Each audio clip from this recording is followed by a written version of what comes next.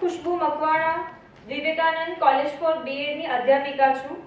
આજે તમારી સમક્ષ કૃષ્ણ દવે રચિત કાવ્ય પ્રસ્તુત કરવા જઈ રહી છું, જેમનું ટાઇટલ છે ઉગાડે એમ કદી ઉગવાનું નહીં।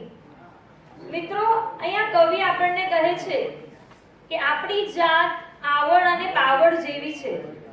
પાવડ જે છે એ ગમે તેમ ઉગી નીકળે છે અને આપણે પણ ગમે ત્યાં ગમે તે પરિસ્થિતિમાં હોય પણ ક્યારે પણ એને પાછળ આપણે જવાનું નહીં, હંમેશા મહાલતા રહેવાનું।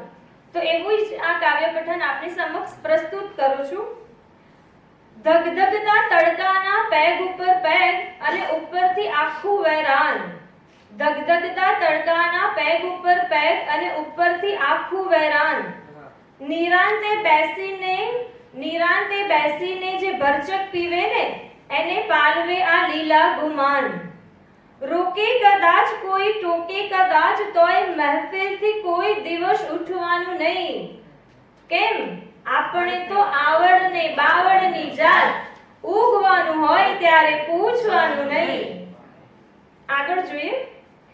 આપણે તો એની એ સમજણ શું રાખવી, આપણે તો એની એ સમજણ શું રાખવી, આ મસ્તીમાં ખરવું કે ફાલવું। આપણા તો લીલાછમ લોહીમાં લખેલું છે ગમે તે મોસમમાં મહાલવું।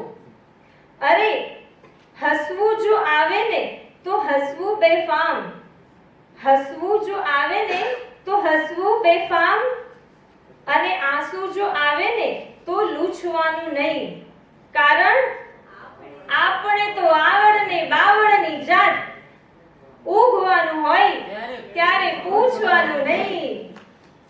આપણે પણ સુરતી લાલા ગમે તે મોસમમાં મહાલે, જેમ કે અત્યારે વરસાદ છે છતાં પણ અહીંયા માત્ર 2 થી 3 જ ચેર ખાલી હશે, તો આપણે પણ અત્યારે મહાલીએ જ છીએ, બરાબર ને? જોઈએ આગળ। ઊંડે ને ઊંડે જઈ બીજું શું કરવાનું, ઊંડે ને ઊંડે જઈ બીજું શું કરવાનું, ધરવાનું આપણું જ ધ્યાન।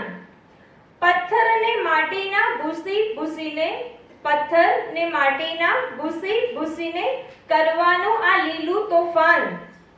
દેખાડે આમ કોઈ દેખાડે તેમ, દેખાડે આમ કોઈ દેખાડે તેમ, ધાર્યું નિશાન કદી ચૂકવાનું નહીં, ધાર્યું નિશાન કદી ચૂકવાનું નહીં।